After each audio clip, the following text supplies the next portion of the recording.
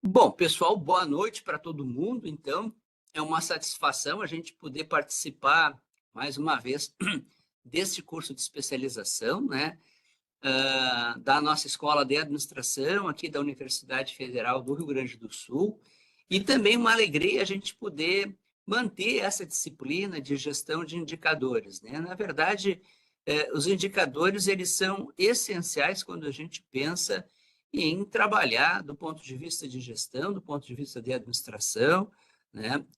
Não dá para a gente imaginar ou pensar do ponto de vista de racionalidade das decisões se a gente não tiver indicadores. É bem verdade que existe uma série de teorias de administração, algumas das quais eu também compartilho, né? Que as decisões têm os seus, aliás, a racionalidade das decisões tem um limite, né? Nem tudo a gente consegue tomar de decisão estritamente no modelo racional. Há uma série de outros fatores que também influenciam as decisões. Isso já está demonstrado nas teorias de administração desde a época do Herbert Simon, lá dos anos 60 do século passado. Mas ainda, né, a gente tem esta crença, ou pelo menos procura basear as nossas decisões num modelo racional, e no modelo racional os indicadores têm uma importância muito grande, né, porque eles dão pelo menos uma pretensa objetividade para as decisões que um administrador, que um gestor vai tomar. Mas assim, o que, que são esses indicadores? De uma maneira bem sintética, bem simples, a gente pode dizer que o indicador é uma medida sumária, ou seja, ele tenta reduzir ou sintetizar, né, ou agrupar uma série de informações relevantes com diferentes atributos e dimensões, né, em relação ao desempenho, no nosso caso aqui, da administração pública, né? E a gente tem também a possibilidade de utilização, comparando diferentes países, diferentes estruturas geográficas até, para avaliar o estado das populações e dar uma base para o planejamento governamental. Como eu disse, partindo do pressuposto que a gente toma decisões racionais, né? Que o planejamento governamental é guiado por decisões racionais. E é claro que esses indicadores, eles podem abranger as variáveis mais diversas possíveis, que podem estarem relacionadas a fatores demográficos, alimentação, nutrição, educação, condições de trabalho, situação de emprego, transporte, segurança social, liberdade e várias outras que a gente ainda nem listou aqui, nem colocou aqui. Então, são tudo coisas que a gente pode, sim, utilizar indicadores, às vezes até indicadores bem criativos, que conseguem capturar, né, informações que sejam relevantes caso para a tomada de decisão. E quando a gente às vezes tem tanta informação que fica difícil compreendê-las ou entender, os indicadores são uma boa saída. Então, esses indicadores, né, eles servem para comparar, por exemplo, o que foi observado num certo local, num certo território, com o que foi observado em outros locais ou até em outros tempos. Então, o indicador ele tem essa dimensão, que pode ser geográfica, pode ser temporal, e é claro que algumas questões, quando a gente vai construir o indicador, a gente tem que pensar para conseguir aproveitar melhor os indicadores. Então, a gente já mencionou que são medidas síntese, que têm informação relevante, com alguns atributos e algumas dimensões, e que, quando eles são vistos em conjunto, a ideia é que reflitam a situação de um sistema para servir aí de vigilância, de monitoramento ou de avaliação, né? O indicador, idealmente, ele não vai existir sozinho, né? Ele vai estar dentro de uma estrutura, de um sistema na realidade, ou seja, um conjunto de partes coordenadas entre si com um determinado propósito, para a gente poder acompanhar ou fazer vigilância, ou monitoramento de uma série de condições, né, em especial num determinado território, durante um certo período. Tá? Então, essa aí é a base. E aí, alguns atributos que o indicador deve ter. Até parece meio óbvio dizer que o indicador ele tem que ter validade, ou seja, ele tem que ser capaz de medir o que ele pretende. Eu digo que parece meio obviedade, mas, lamentavelmente, às vezes a gente vê ou encontra exemplos de indicadores querendo medir coisas que não são ou não são mensuráveis, ou então não são as, digamos assim, os indicadores mais adequados para medir o que se pretende. Então, esse é um dos primeiros cuidados que a gente tem que ter quando está discutindo indicadores ou pensando em fazer algum indicador ou aplicar um indicador. Será que aquele indicador mede realmente o que eu estou pretendendo? É claro que nem sempre a gente vai conseguir medir diretamente aquilo que a gente quer avaliar, acompanhar. Muitas vezes vai ser necessário usar o que a gente chama de uma proxy, né? Ou seja, um indicador aproximado, já que eu não consigo medir diretamente o fenômeno. Mas é claro que quanto maior a capacidade de medir o que se pretende, maior a validade do indicador, melhor. E um outro atributo do indicador é ele ter sensibilidade, ou seja, ele conseguir detectar aquilo que eu estou estudando, né? E ele vai estar alterado se aquilo na realidade realmente estiver alterado. Também parece um pouco óbvio, mas muitas vezes o indicador que eu escolho ele não tem poder suficiente para detectar estas alterações. Então, o meu indicador ele tem que ter um certo grau, né, de sensibilidade. E aí entra em jogo, é muito interessante, o outro atributo, que é a especificidade. Que a especificidade diz respeito a quando não existe o fenômeno, o indicador não vai ser alterado. Então, vejam, são dois atributos muito relacionados. Um, se aquilo que eu estou medindo for alterado, eu realmente consigo detectar. Isso é muito comum a gente utilizar, principalmente na área da saúde, em relação a testes, e a gente diz, olha, às vezes tem um falso positivo ou um falso negativo, né?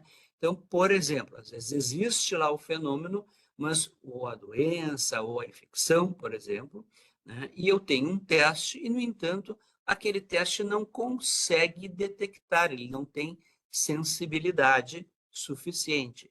Em outras vezes, né, o fenômeno não existe, no entanto, o meu teste lá, o meu indicador, aponta que existe alguma coisa lá.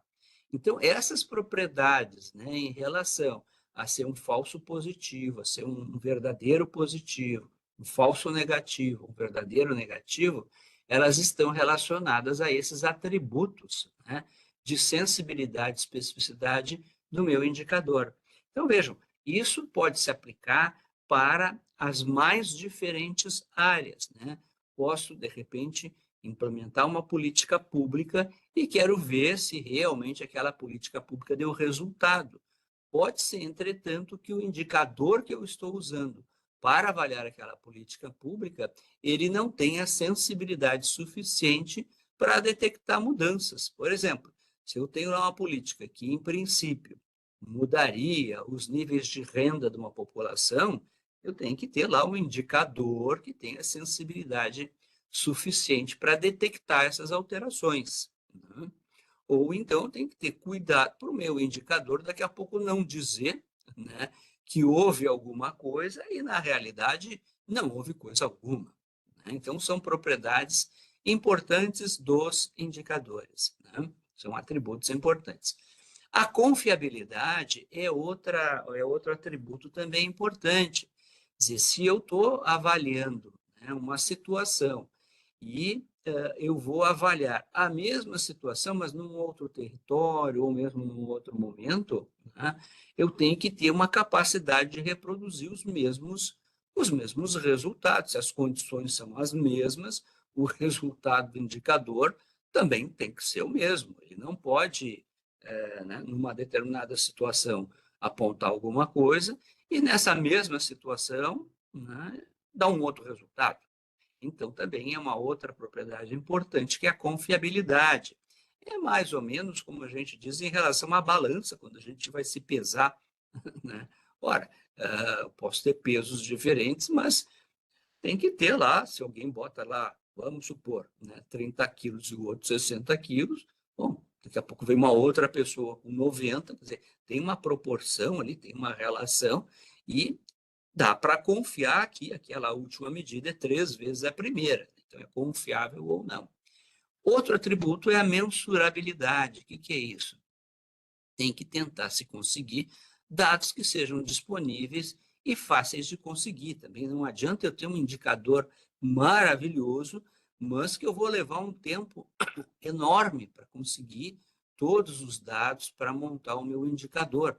Ou então, o custo de conseguir aquele dado, aquela informação para o meu indicador é muito elevado. Então, assim, eu tenho que conseguir montar um indicador, preferencialmente com base com dados disponíveis, que a gente não tenha que estar aí loqueando para conseguir o dado para montar o indicador, né? Uma outra questão importante é verificar se aquele indicador é realmente relevante, ele responde para aquelas prioridades que eu imagino lá numa política pública, por exemplo, né?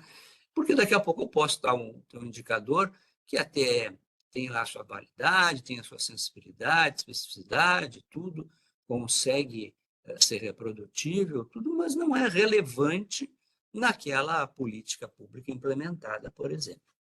E um outro atributo é o custo-efetividade, né? Como eu já estava mencionando antes, o tempo e os recursos usados para se obter os dados para o indicador tem que ser compatíveis, não pode ser uma coisa que tome um tempo enorme ou então consuma muito recurso para montar o indicador. E aí a montagem do indicador tem algumas, vamos dizer assim, uma sequência lógica com alguns itens que se espera.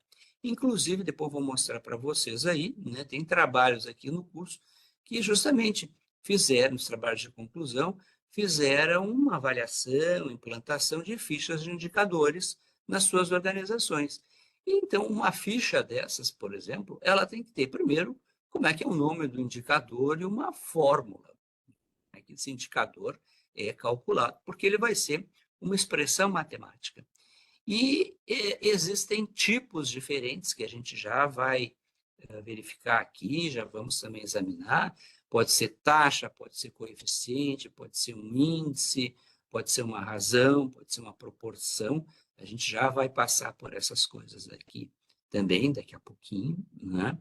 A fonte de informação, onde é que eu consigo os dados para montar aquele indicador, o método, né, de conseguir os dados do indicador vai ser a partir de dados passados, vai ser de um momento em diante dali para frente, ou vai ser um retrato de um determinado período, né, uma coisa transversal, né? Também, se for o caso de ter que fazer uma amostra, como essa amostra é obtida, que tamanho ela tem que ter, né?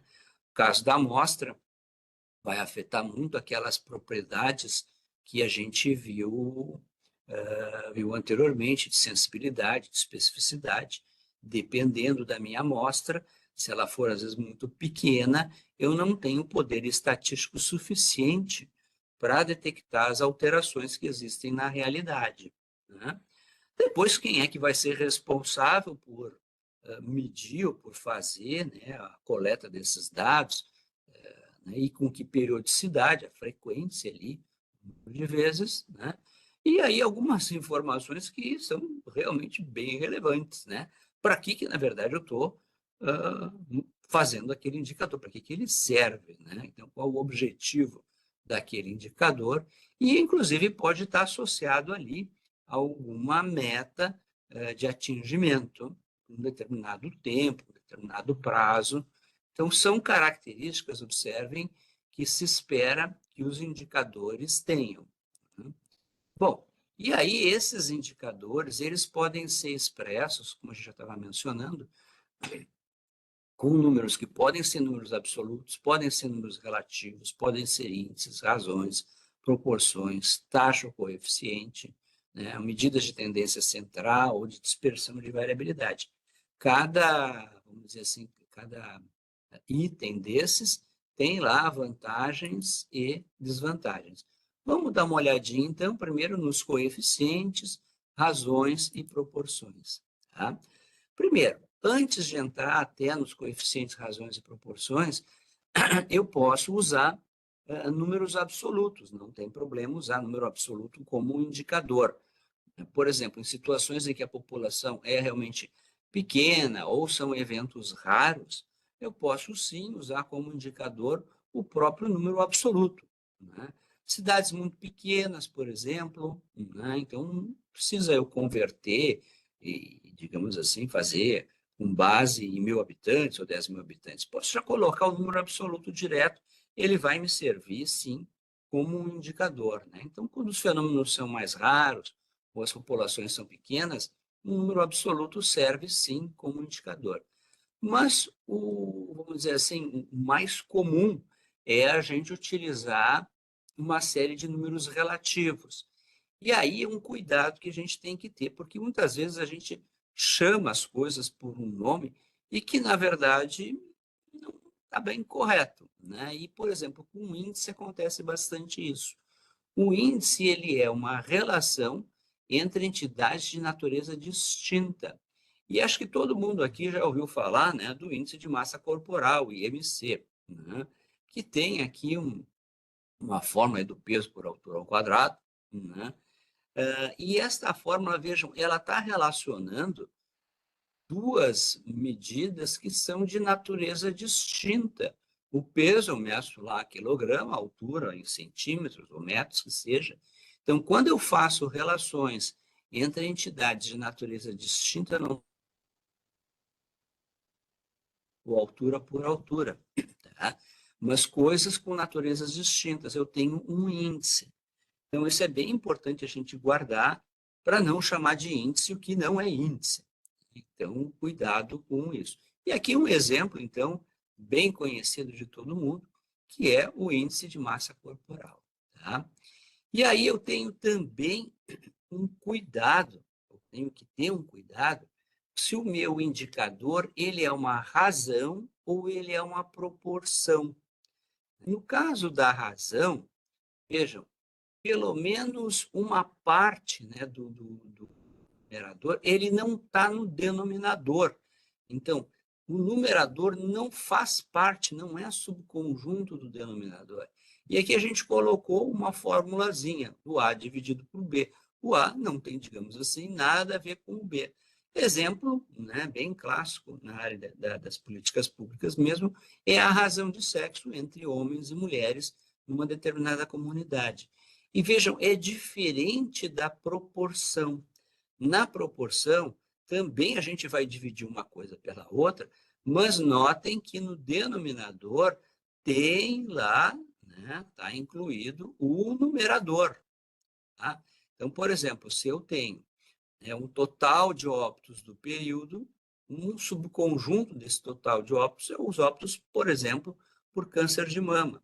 Então, quando eu faço esse tipo de relação, né, eu tenho uma proporção, ou seja, o numerador ele está dentro do denominador, diferente aqui da razão, né, onde o numerador e o denominador não tem uma relação, um não é subconjunto do outro. Tá? Então, assim, pode parecer um pouco de preciosismo, mas vocês vão ver, né, já mais adiante aqui, que isso tem implicações quando eu quero depois fazer alguma modelagem estatística, trabalhar de uma outra forma, né, até expressando probabilidades, coisas assim. Então, tem lá as suas implicações a gente diferenciar se o indicador que eu estou trabalhando é uma razão ou é uma proporção. Tá? Então, também, por isso que a gente está trazendo isso para vocês aqui. Né? E aí, eu tenho os coeficientes. Nos coeficientes, vejam, a gente, para facilitar a leitura, termina multiplicando por uma potência de base 10. Então, eu posso simplesmente esquecer até essa potência de base 10 aqui, quando eu estou vendo, né, por exemplo, uma determinada taxa. O coeficiente aqui está sendo usado como um sinônimo de taxa. Mas notem que fica mais fácil, né, eu dizer que tem, né, por exemplo, 5 casos novos a cada 1.000 habitantes, do que eu usar a divisão 5 por 1.000, porque vai dar aquele número quebradinho lá, 0, alguma coisa, que fica mais chato de ler. Então, a gente usa este recurso de multiplicar por uma potência de 10 para tornar mais fácil a leitura. E vejo muitas vezes esse coeficiente, essa potência de 10, ela é arbitrária. 1.000, pode ser por 100.000, pode ser por 1.000.000, dependendo, né, até do que vai facilitar mais a leitura, né? Via de regra, por exemplo, né, o número de leitos ou de internações por habitante se usa por 10.000. Por quê? Porque ele fica numa faixa que fica mais fácil de ler quando eu multiplico por 10.000 habitantes. Mas não está errado eu pegar esse mesmo número, né, e converter numa expressão por 100.000 habitantes, ou por 1.000.000 de habitantes, ou usar por 1.000 habitantes. No fundo, se eu fizer lá as conversões com as casas decimais, vai ser a mesma coisa. Então, aqui é uma questão, muitas vezes, quase que de estética, do que fica mais fácil, né, da pessoa ler. Aqui a gente trouxe uns exemplos comuns, né, também na área de saúde, de prevalência e incidência, né? Prevalência são todos os casos que existem, eu divido, então, pelas pessoas da população, né? E aí eu multiplico por uma potência de base 10 para ficar mais fácil de ler. E eu tenho uma outra medida que é a incidência, que são casos novos, né? Então, sempre prevalência total de casos que eu tinha e a incidência os que são novos naquele período, né? Sempre a gente tem casos novos e tem aí aqueles casos que ou faleceu ou se curou, coisa assim, que vão caindo fora daí. Tá? Então, do coeficiente isso. E aí a gente, vamos passar por uma outra construção importante, que é a construção mental do que é risco, que está associado justamente a esses coeficientes, essas razões, proporções, por isso que a gente está vendo isso. E por que é importante a noção de risco?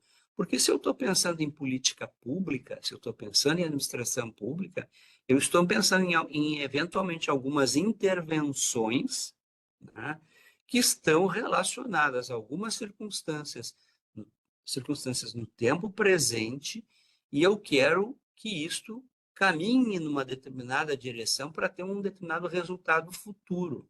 Então, vejam, isto vai envolver, com certeza, né, algum grau de probabilidade das coisas acontecerem. O risco é esta construção mental que vai relacionar o que eu estou, por exemplo, fazendo agora e que vai implicar um resultado futuro. Agora, se eu não tenho ideia nenhuma sobre o que eu quero fazer, o meu futuro, ou seja, se eu não tenho planejamento, vai ser muito difícil imaginar como atuar hoje.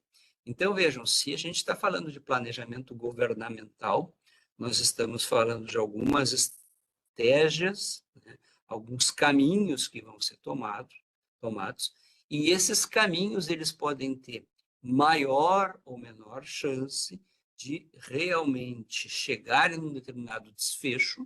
E vejam, esse maior ou menor chance aí, isso está relacionado a essa ideia de risco, né? A essa ideia de probabilidade de alguma coisa acontecer.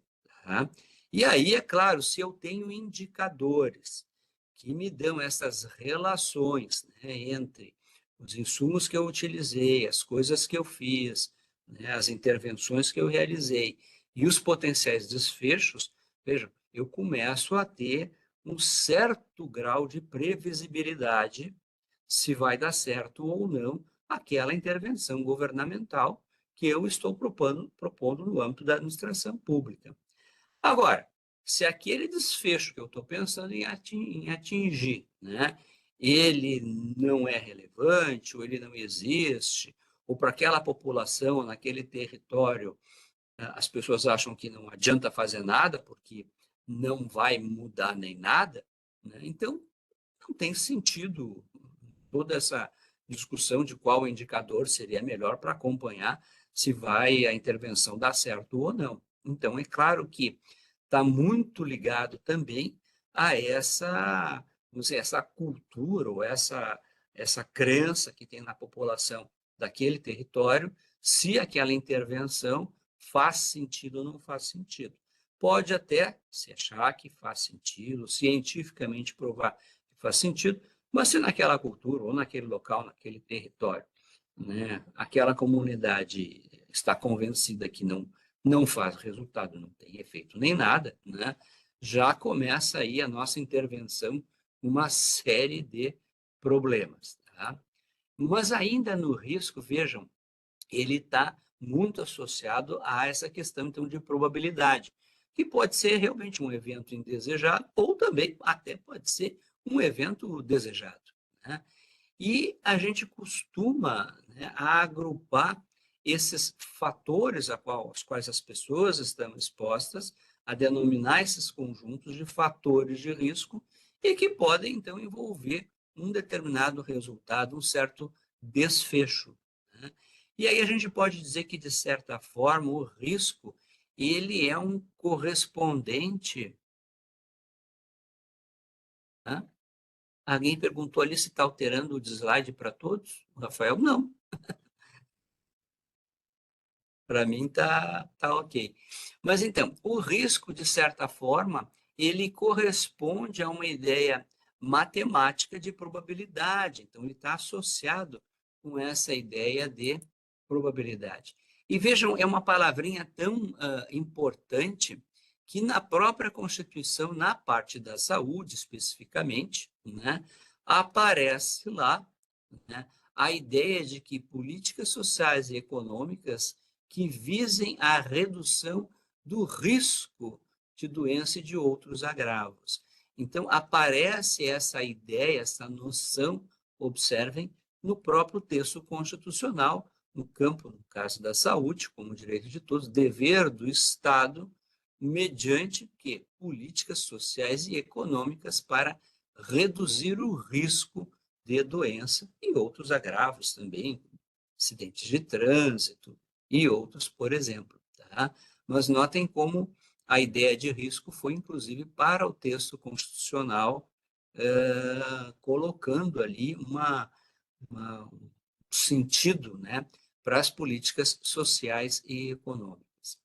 Então, por outro lado, a gente também tem que cuidar, porque esta noção de risco ela pode ser muito usada para legitimar determinadas políticas ou até desacreditar com base dizer, olha, se tu fizer ou tiver determinado comportamento, né, tu vai estar mais protegido ou menos protegido em relação a um determinado desfecho.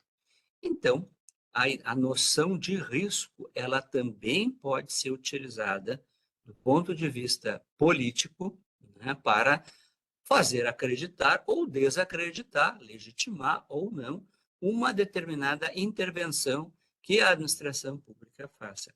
E veja, e esse risco ele vai ser expresso, ele é medido, em última instância, por um indicador, que é por isso que a gente está trabalhando aqui essas questões de indicadores. Né?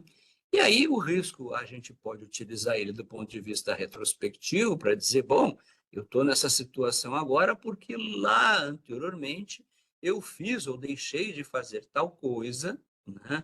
E por isso agora aconteceu essa situação. Então tem vamos dizer, este poder, essa ideia de risco também, ou então para o futuro. Se tu fizer isto agora, no futuro, daqui a 5 anos, daqui a 10 anos, né, tu ou esta comunidade estará assim ou assado. Então, vejam, é uma noção bastante importante quando a gente trabalha com administração pública, quando trabalha com política pública, né? Porque está muito associado a isso. Fez agora tal coisa, vai desencadear tal coisa lá adiante, mas com base em alguma probabilidade, né? Alguma medida aí matemática. E aí, o curioso também é que, assim, como tudo isso é probabilidade, né, gente? No fundo, sempre vai estar certo, sempre vai estar errado, porque é probabilidade, não é certeza. Né? Então, é sempre assim, olha, se a gente adotar esta política pública, a chance de reduzir, por exemplo, a desigualdade é maior pela experiência prévia, pelo que se viu anteriormente, mas isso tudo é uma questão de probabilidade, não é uma certeza, né? Não é uma coisa determinística. Então, vejam que as predições, vamos dizer assim, feitas com base de risco, elas contêm também, né, esse enunciado probabilístico, e aí, de certa maneira, se protege contra o erro, porque é do tipo assim, eu não disse que ia acontecer, disse que tinha chance de acontecer ou não acontecer, tá? Então, o risco ele serve também muito, né, assim, para jogos de poderes, sejam governos, sejam atores econômicos poderosos, né, dependendo, e aqui principalmente eu sempre trago a experiência do campo da saúde, a decisão acerca de produzir, de fazer uma coisa ou outra, né, ela pode ser muito influenciada por questões de poder no uso dessas expressões de riscos que estão calcadas nos indicadores elaborados a partir de dados populacionais, né? Então, a exposição de risco, muitos dizem, inclusive, estaria substituindo a ideia de classe como principal desigualdade na sociedade moderna. Tá? No caso, a gente tem no campo da saúde, né, um campo de conhecimento bem importante, que é a parte de epidemiologia, que informa muito sobre os fatores de risco, e isso, obviamente, tem impacto nas políticas governamentais, questão em relação à comida gordurosa, colesterol, fumaça de cigarro, né? Então, tudo isso termina sendo mediado por expressões matemáticas indicando se a pessoa é exposta a mais um fator desses ou menos a um desses fatores, vai ter determinado desfecho que, em última instância, pode ser, inclusive, uma antecipação da morte ou coisa. E vejam, a gente tem aqui, né, algumas palavrinhas que não são exatamente sinônimos. Por isso que a gente está trazendo aqui. A gente às vezes até usa como sinônimo, mas não é exatamente isso, né? A probabilidade ela está relacionada a essa ideia de proporção, né? E a chance a uma medida do tipo razão. Então tem uma diferençazinha do ponto de vista matemático entre essas duas expressões, que às vezes a gente usa como sinônimo, tá? Mas, na verdade, não são, né? E aí até existe, para quem gosta de matemática, aí, uma maneira de relacionar a probabilidade com a chance, por aí afora, tá? Tem como tentar converter uma na outra para expressar. E aí, gente, uma revisão bastante breve aí de estatística de teste de hipótese a gente tem que fazer quando está conversando sobre indicadores. E aí vocês vão lembrar de, por exemplo, né, todo mundo aí já calculou a média de alguma coisa, né? A média, que é uma medida de tendência central, é um dos indicadores mais utilizados, né? A gente tem aí, por exemplo, a renda per capita, que não deixa de ser uma espécie de média, né? A própria expressão, renda per capita, por cabeça, por habitante, por pessoa, né? Ela denota essa ideia de uma verdadeira média aritmética. Então, um dos indicadores mais comuns é o indicador da média aritmética, né? E além da média aritmética, a gente tem vários outros tipos de média, tem média ponderada, tem média geométrica, tem média harmônica, né? E que todas podem ser, sim, indicadores para serem utilizados no acompanhamento, na avaliação de uma determinada intervenção governamental. Um outro indicador muito usado e que as pessoas esquecem muitas vezes, né, é a mediana. Talvez alguns aqui vão lembrar aí do que é mediana, né? Tem outras pessoas que têm horror à coisa matemática e não querem nem pensar e nem lembrar, né? Mas a mediana, vejam, ela daí não é afetada por valores muito dispersos ou muito desviantes, vamos dizer assim, né? Por quê? Porque a lógica da mediana é como se colocasse numa fila, desde o menor valor até o maior valor.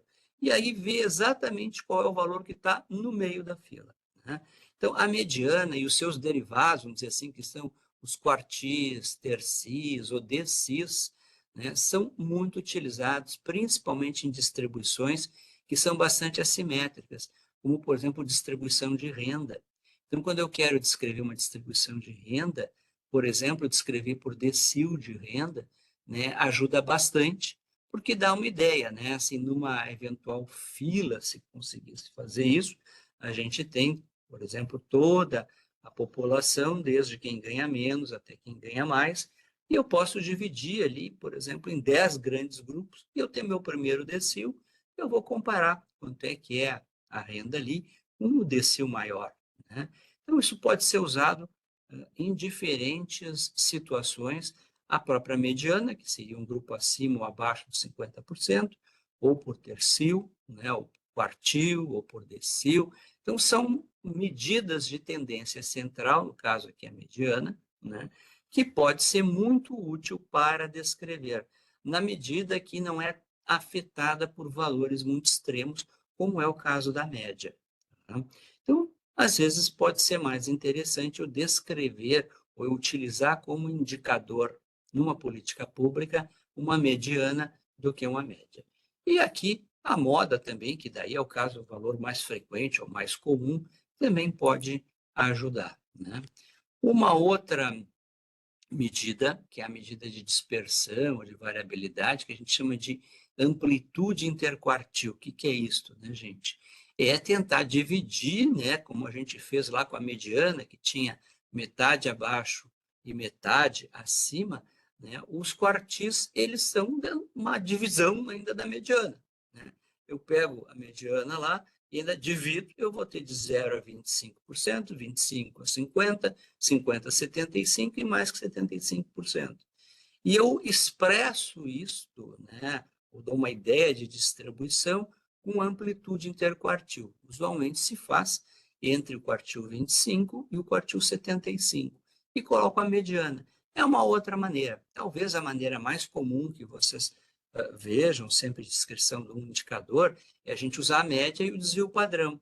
Aqui eu não estou usando a média, estou usando a mediana e a amplitude interquartil para dar uma ideia de variabilidade. Então, é possível, sim, utilizar, né, no campo dos indicadores, uma amplitude interquartil que pode ser bastante útil para apresentar um determinado dado e acompanhar, né, numa população, se isso está mudando, se aquela minha variável está se modificando ao longo do tempo, ou se eu estou comparando no mesmo tempo, mas com uma população de um outro município ou de um outro estado, né? Então, uma medida de variabilidade. Tem também uma que eu acho que também todo mundo já ouviu falar, que é do desvio padrão, e tem lá toda uma forma com uma raiz quadrada das diferenças aqui, né? E que é também bastante útil, porque nos dá uma boa ideia de variabilidade em torno da média. E por que, que a gente calcula o desvio padrão? Porque ele nos ajuda para calcular uma outra medida, que é o erro padrão. Então, quanto maior o N da população que eu conseguir tirar esse desvio padrão, né, menor vai ser o meu erro padrão. E aí vocês vão me perguntar, mas para que serve o erro padrão? Para calcular uma coisa que se chama intervalo de confiança, né, que é extremamente útil quando eu estou apresentando algum indicador, algum resultado. E por que o intervalo de confiança é importante? Porque eu consigo saber se tem diferenças, né, quando os intervalos de confiança de uma determinada variável, eles não se sobrepõem. Então, daí a importância, né, voltando lá, da gente calcular o desvio padrão, né, com o desvio padrão calcular o erro padrão, e com o erro padrão, a gente usando, né, um valor Z para 95%, para 99%, para dar uma ideia de probabilidade de ser realmente diferente ou não. Aqui, por exemplo, a gente utilizou os dados de uma pesquisa que o Ministério da Saúde faz periodicamente, chamada Vigitel, um inquérito telefônico nas capitais brasileiras, e aqui a gente tem os resultados de Porto Alegre, de São Paulo, de Aracaju, de prevalência de mulher fumante. Então, eu olho aqui em Porto Alegre, né, deu em torno de 18%, em São Paulo 16%, em Aracaju esse 8%. E aí a gente se pergunta, né, mas será que há diferença mesmo entre esses valores, 18 para 16 para 8? No olhômetro, assim, até parece que tem, mas quando a gente calcula o intervalo de confiança é que a gente vai poder ter mais confiança em saber realmente, pelo menos do ponto de vista estatístico, se tem diferença ou não. Então, quando eu calculo intervalos de confiança, por exemplo, de 95%, eu observo, né, que o valor aqui para São Paulo, ele vai, na verdade, ficar entre 13,8 e 19, e o de Porto Alegre entre 15,5 e 21, ou seja, tem uma sobreposição desses intervalos que não existe lá com o caso de Aracaju. Então, eu consigo dizer que não tem diferença significativa, né, entre São Paulo e Porto Alegre, aquele 16 e 8, não difere significativamente do 18 e 6 em relação, né, àquele valor lá de Aracaju, que sim, aí as duas cidades têm uma diferença significativa. Então, veja, o intervalo de confiança ele é bastante importante, porque se eu faço determinada intervenção num território, numa comunidade, né, com uma política pública, e vou depois de uns 2 anos, ou 5 anos, 10 anos, que seja, né, usar o mesmo indicador para verificar se tem uma mudança ou não, né, eu tenho que ter uma certa tranquilidade, pelo menos do ponto de vista estatístico, de intervalo de confiança, se realmente aquela intervenção minha funcionou ou não. E eu vou ver na medida que o meu intervalo de confiança não se sobrepor ao intervalo de confiança original, né? Ou então, não precisa ser um tempo diferente, mas com uma cidade diferente. Estou numa região metropolitana, comparo lá, por exemplo, a capital com uma outra cidade, né? E vejo lá se elas têm realmente diferença num determinado aspecto ou não. Então, é um outro indicador bastante importante e frequentemente a gente vê na literatura, vê nos relatórios técnicos da administração pública, é o resultado sem cálculo de intervalo de confiança. Então, a gente não sabe se realmente, por exemplo, se fosse aqui 16 e 8, né, e um tempo depois passou para 18 e 6, se isso aqui é uma diferença significativa ou não. Tirando, né, esqueçam aqui agora um pouquinho São Paulo e Porto Alegre e pensem numa política pública que o resultado, né, original era uma prevalência de mulher fumante de 18 e 6, e um ano depois ficou em 16 e 8. Ora, se a gente fizesse os intervalos de confiança, ia dizer que, pelo menos até aquele momento, não tinha dado diferença. Tá? Então, por isso a importância da gente ter sempre, né, possibilidade de calcular o intervalo de confiança. E vejam, não é uma coisa tão difícil assim para quem já ouviu falar, pelo menos, no desvio padrão. Né? E hoje em dia não, já há muitos anos, né? Com calculadora, com diferentes softwares, né? Já põe os dados, já sai o desvio padrão, já sai, inclusive, também o erro padrão, né? Mas notem, a diferença é o desvio padrão dividido ali com uma raiz de n, então bem fácil de calcular, e depois se coloca lá, junto do erro padrão, o valor z desejado para ter uma ideia do intervalo de confiança. Então, vejam, é relativamente simples de calcular, a gente sabe que tem muita gente que tem ojerias na matemática, mas com um cálculo, como disse, relativamente simples, a gente consegue ter mais tranquilidade de saber se, por exemplo, isso aqui realmente indica uma diferença, né, ou não, tá? Então, tá aí uma dica aí para pensar nos diferentes trabalhos de vocês para introduzir essas diferenças. E aí, é claro, né, eu posso juntar nisso, sofisticar um pouco mais aí, fazer testes de hipótese, se rejeita a hipótese nula, né, ou coisa assim, mas não é o nosso foco. E aí eu trouxe para vocês alguns exemplos de artigos e de trabalhos onde a gente utilizou indicadores para facilitar, ou pelo menos, né, tentar estimular as decisões no campo da administração pública. Nesse trabalho aqui, que nós publicamos já faz algum tempinho, nós avaliamos a situação de profissionais de atenção primária com base em georreferenciamento. Hoje está mais comum o georreferenciamento, na época que a gente fez isso, era um pouco de novidade. Mas o mais interessante desse trabalho é que as pessoas foram inicialmente solicitadas que elas identificassem as prioridades de atuação num determinado território e foram mostrados dados para as pessoas na forma de tabelas. E elas hierarquizaram os problemas numa determinada forma. E aí se voltou com essas mesmas pessoas 30 dias depois e se mostrou os mesmos dados, mas através de mapas coloridos, onde havia um gradiente de cores. Mas a informação, na verdade, era a mesma. Só a forma, o jeito de apresentar, em vez de tabela, era por mapa colorido. E o que aconteceu e a gente observou? Que quando se apresentava os mapas de uma forma colorida, mudava a ordem de prioridades das pessoas. Né? Então, aquela hierarquização de quais eram os principais problemas naquele território, ele estava sendo influenciado pela maneira, pelo modo no qual as pessoas recebiam a informação.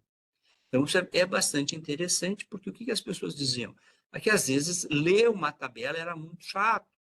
Gente que não gosta de tabela, e a maior parte das pessoas tem um pouco de dificuldade de interpretar a tabela, de ver números. Então, a gente fez o quê?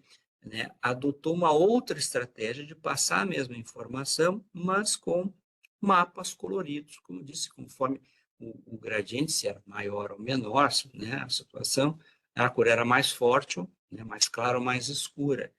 E notem que isto mudava a resposta das pessoas, embora fosse a mesma informação 30 dias antes. Tá? Então, é uma coisa também para pensar, e um cuidado, quando a gente tem um indicador, o jeito que esse indicador vai ser apresentado, porque pode ser o mesmo indicador, mas dependendo do jeito que é apresentado, a pessoa pode interpretar de uma forma ou de outra forma. Aqui, um estudo que a gente fez também, há um tempo atrás, do censo anterior. O censo anterior, o de 2010, uma das queixas das pessoas assim, é que, quando elas queriam trabalhar com chamados microdados do IBGE, né, era um pouco difícil de entrar na base de dados do IBGE, baixar todos os chamados microdados, né, que são os dados por setor censitário. Então, muitas vezes as pessoas queriam fazer pesquisas intraurbanas, né, com fazer comparação entre dados que estão dentro de uma cidade, principalmente de cidades mais populosas ou com uma extensão maior, né? A forma mais fácil de acessar os dados do IBGE sempre é por tabelas, por comparações entre cidades. Mas muitas vezes o que tu mais está interessado é fazer comparação intraurbana. E aí a gente teve assim uma felicidade, digamos assim, que a gente espera que agora nesse outro, em função da divulgação dos dados do outro censo, também se repita, que foi o Programa das Nações Unidas para Desenvolvimento, o PNUD. Ele baixou todos esses dados dos setores censitários, né, e colocou disponível de uma forma um pouco mais amigável, que é a forma do site do IBGE. E isso facilitou muito se fazer pesquisa, se fazer levantamentos, né, por setor censitário do IBGE. Então, a gente ficou com um problema, porque também levou tempo aí para sair o outro censo, né? Mas o que se tinha eram os dados de 2010. E aqui, nesse caso, a gente fez uma análise em Porto Alegre, usando indicadores, por exemplo, de adequação à série de escola, né? Aquela diferença em relação ao ano que as pessoas estão estudando e o ano esperado que elas estivessem, né? Populações de jovens que estão trabalhando ou não, e várias outras outros indicadores, e depois até fizemos aqui uma hierarquização entre diferentes setores censitários em Porto Alegre. E eram mais de 400 setores censitários, então isso dava para a gente, digamos assim, uma sensibilidade bastante grande para fazer comparações dentro da cidade de Porto Alegre. Tá? Então, por enquanto, pelo menos até onde eu saiba, ainda não estão disponíveis os dados do IBGE nesta forma, né? Para a gente poder fazer análise intra-urbanas, que são extremamente importantes quando a gente vai comparar aí uma zona da cidade, um território da cidade com outro. Né? Aqui também um outro trabalho que a gente fez e que foi interessante pelos resultados, digamos assim, negativos.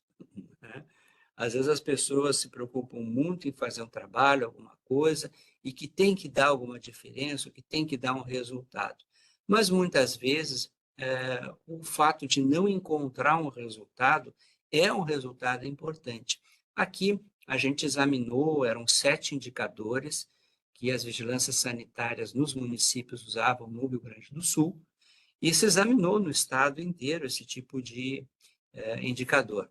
E a gente ficou um pouco decepcionado lá com os resultados, porque tinha muito lugar que não preenchia absolutamente nada, ou então tinha uns preenchimentos muito esquisitos, assim, do tipo, durante 3 anos seguidos, né, exatamente o mesmo número. Probabilidade de acontecer aquele fenômeno, né, em termos de número absoluto, ser exatamente a mesma por 3 anos seguidos, estava sugerindo ali que a confiabilidade daquele dado não era lá muito boa. Então, a gente alertou aqui para uma série de problemas que havia nos sistemas de vigilância sanitária, né, na qualidade da informação. Então, no final, embora fossem resultados, digamos assim, de certo ponto de vista negativos, mas era a realidade que a gente encontrou e esperamos que a coisa tenha realmente melhorado. Né? Aqui um outro exemplo também, que a gente fez uma relação entre mortalidade infantil, de acordo com determinados distribuição territorial na cidade de Porto Alegre, e os serviços de atenção primária, onde é que se localizavam, e tentamos ali examinar algumas relações entre mortalidade infantil e a disponibilidade de serviços de atenção primária. Saindo um pouquinho da área da saúde, esse aqui também é um outro trabalho que a gente fez, examinando indicadores das instituições federais de ensino superior. Né? Tem uma série de indicadores, como o conceito preliminar de curso, né, o conceito no ENAD, uma série de questionários de estudante de desempenho, ou característica do corpo docente, e que ajudam a gente a compreender o funcionamento, aqui nesse caso, de instituições de ensino superior. Né? Então, dava para se identificar algumas características, né, nos resultados, nos chamados índices gerais de cursos das universidades, em função de uma série de outras variáveis. Isso a gente publicou até numa revista aqui da Escola de Administração, a READ, que, aliás, a gente recomenda que vocês aí no curso, né, uma revista de acesso gratuito, deem uma examinada, tem artigos sempre muito bons do campo da administração. Né? Então, esse aqui era de administração, era de instituições universitárias. Né? Aqui a gente fez também um outro, que aproveitamos um questionário que já tinha sido elaborado na Prefeitura de Porto Alegre, em relação às equipes de atenção primária, e aproveitamos aquele que atividades de capacitação, de práticas educativas. Não tinha sido elaborado exatamente para este propósito, né? Era um banco de dados bastante grande, mais de 1.600 questionários, e a gente conseguiu transformar em indicadores para se avaliar quais eram as áreas que as pessoas precisavam, né, mais capacitação ou mais práticas educativas, ou desenvolver ações de educação permanente em saúde. Tá? Bom, e aqui um outro exemplo, bastante estranho até, vamos dizer assim, né? Que é relativo ao funcionamento dos aeroportos no Brasil. E tem também uma série de indicadores, inclusive da literatura internacional, em relação ao funcionamento de aeroportos, gente. E tem indicador do tipo, inclusive, por exemplo, disponibilidade de tomada para celular em aeroporto, né? Então, esse, inclusive, é, só para ter uma ideia, um indicador que aparece na literatura internacional para se avaliar a qualidade. Claro, obviamente, não é o único, né, gente? Tá? Então, tem lá mais de 60 indicadores que são utilizados, mas chamava muito atenção, por isso que eu estou trazendo para vocês, esse indicador, né? Fora outros em relação à acessibilidade disponibilidade, melhor dizendo, de restaurantes, locais para alimentação, orientação, placas de orientação, serviços de informação e outros. Mas esse me lembro da disponibilidade de tomada para carregar celular, era bem curioso o nível de detalhamento que chegou e era, vejam, um indicador, né, de performance, de desempenho operacional. No caso, esse trabalho a gente fez em aeroportos brasileiros, buscando as informações aí que estavam disponíveis nos aeroportos. Então, para vocês verem, tem indicador para tudo, né? E aqui a gente traz um indicador que até, de certa maneira, é um tanto triste, né? Que é o indicador de gravidez na adolescência. Aqui foi um trabalho que a gente fez também no município da região metropolitana, usando um indicador, gravidez na adolescência, para, inclusive, mapear possibilidades de qualificação do trabalho numa rede que envolvesse diferentes setores neste município.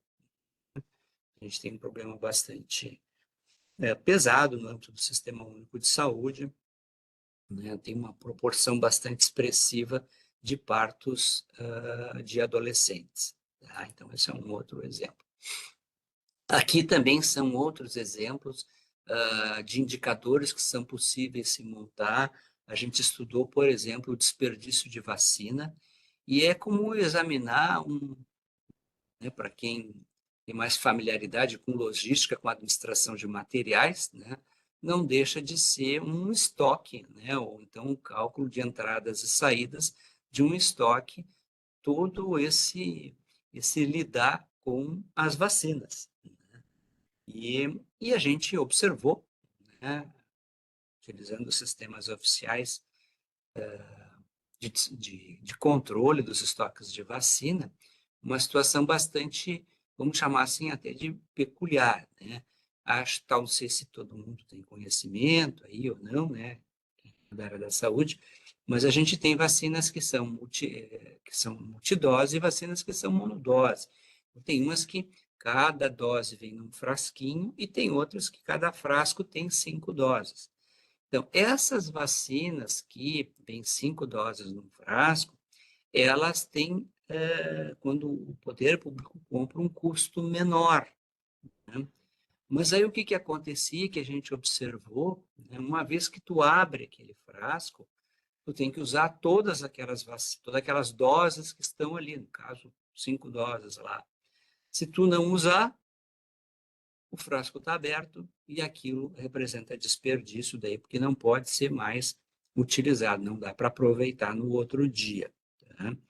Então, uma coisa que o custo unitário inicialmente era mais vantajoso, revelou-se que, durante a utilização, terminava ficando um custo mais caro porque tinha um desperdício muito grande, porque não se conseguia, uma vez aberto o frasco, usar todas aquelas doses no mesmo dia. Então, também para exemplos, né, de indicadores que podem ser utilizados, podem ser desenvolvidos, para a gente ter uma ideia de quanto é que isso representava do ponto de vista de custo, né? Eram vacinas desperdiçadas. Às vezes abria o frasco para usar uma só dose e não aparecia mais 4 pessoas para receber a dose daquele tipo de vacina. Tá? Então, aparentemente tinha uma economia no início, mas no final se revelava até que o custo unitário ficava maior em função do desperdício, né? Aqui um outro exemplo de trabalho também, de internações que são evitáveis e a gente consegue mensurar, né, determinadas ações que podem ou não interferir com a necessidade de internar ou não internar. No caso, bronquiolite aguda, em tese, não deveria, não precisaria internar se tivesse um bom acompanhamento, e a gente examinou na região metropolitana e encontrou uma série de situações, né? Aqui alguns trabalhos também que publicamos com vários indicadores, publicamos até em inglês, por exemplo, com os exames de imagem que utilizam radioisótopos. A gente observou uma série de instituições que tinham autorização da área da saúde para funcionar, mas não tinham da Comissão Nacional de Energia Nuclear. E aí todo aquele dilema, né? Um conjunto bastante grande, expressivo, os indicadores mostravam que se aquelas entidades não tinham autorização da Comissão Nacional de Energia Nuclear, não deveriam estar funcionando, mas se elas fossem fechadas, o problema de acesso das pessoas para os exames deste tipo de imagem. Aqui também vários outros exemplos, quando a gente estimou frações de risco em relação à falta de atividade e outros, que são todos indicadores, pessoal, que são obtidos publicamente, são indicadores disponíveis, que estão muitas vezes aí em bases de dados secundárias públicas, que a gente pode acessar e que muitas vezes não se trabalha. Na edição anterior, eu orientei um trabalho da Denise Vilas Boas, que trabalha no Observatório das Metrópoles, perdão, no Observapoa, que é o Observatório de Porto Alegre, da cidade de Porto Alegre, e o que ela fez? Ela examinou alguns indicadores e construiu uma ficha em função das características desses indicadores. Então, por exemplo, ela examinou, né, adolescentes com medidas socioeducativas, crianças ou adolescentes em situação de trabalho infantil, aprovação escolar, a distorção idade séria em relação à inserção na escola, né? Alguns indicadores mais clássicos da área da saúde, e fez o quê? Organizou aquelas fichas de indicador, como a gente já mencionou, com as características, com os atributos desses indicadores, a periodicidade, a fonte, tudo, para que, inclusive, ficasse bem documentado e, quando troca as pessoas naquele local, as pessoas que chegam saibam onde conseguir os dados, as informações todas, de uma maneira sistemática e se preserve uma série histórica. Então, foi analisado ali, por exemplo, se esses indicadores eram comparáveis, né, se eles conseguiam construir séries históricas, se eles são compreensíveis, se transmitem o significado, confiabilidade, que a gente já viu. Essa característica aqui, essa propriedade da chamada desagregabilidade, quer dizer, se eu consigo, em grupos menores ou em espaços geográficos como bairros, ou menor do que um bairro, se eu consigo obter informação para fazer esse tipo de comparação. Já falamos da especificidade, a factibilidade, que é uma outra maneira de analisar tempo e custo, né? A cobertura também, se eu consigo aquele tipo de informação na cidade, em tudo que é a área, ou se não vai ficar faltando um determinado espaço geográfico, eu não vou conseguir informação. E assim outras propriedades também, né? Relevância, sensibilidade aqui, transparência também, né? E a validade. Então, nesse caso, por exemplo, ela usou até no trabalho de conclusão de curso dela todas essas propriedades para analisar aqueles indicadores, né? Tem o Observapoa trabalha com vários outros indicadores, mas aí a gente delimitou só esses 6 indicadores, porque senão também o trabalho não ia dar para ser concluído no tempo do curso, né? Aqui uma dissertação de mestrado que eu orientei, que justamente foi para avaliar as iniquidades, no caso de saúde, na nossa cidade. A gente também fez com os dados, né, aqui está pequenininho, não dá para enxergar, mas só para ter uma ideia, vocês estão vendo que é uma uma tabela toda colorida aqui. Então, aqui a gente tinha os bairros, aqui diferentes indicadores, e aí, então, conforme a situação do indicador, a gente pintava, né, de verde, amarelo ou vermelho. E depois a gente conseguiu fazer uma espécie de indicador único, a semelhança do Índice de Desenvolvimento Humano, o IDH, que acho que também todo mundo já deve ter ouvido falar, que ele combina diferentes índices para tentar expressar de 0 a 1 a situação de um determinado local. Tá? E a gente conseguiu, então, juntando 14 diferentes indicadores, e ficava muito claro zonas da cidade onde havia uma maior assim, inequidade, né, em relação ao desempenho desses indicadores comparadas com outras zonas. Né? Então, uma espécie de, a gente chama de indicador composto,